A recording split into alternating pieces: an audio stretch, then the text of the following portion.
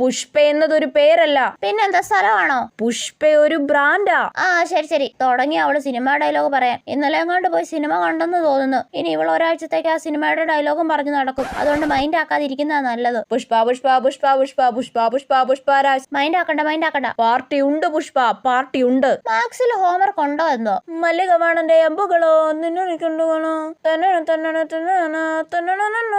Mind ആക്കണ്ട, എന്തായാലും പാടിക്കോട്ടെ. Pushpa national ആണെന്ന് കരുതണ്ട.